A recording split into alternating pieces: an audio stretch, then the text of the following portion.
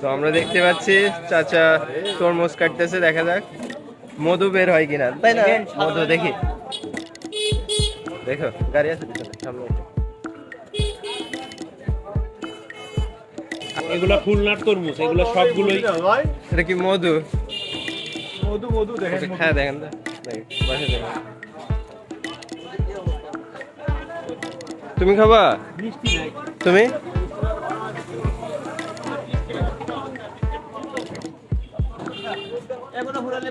মিষ্টি আল্লাহ জানে জি ভাই, মিষ্টি আমার তো অনেক দিওনে বাইরে হয়নি। তার মানে সাইজের মধ্যে বড় কি মিষ্টি বেশি, বড় সাইজের?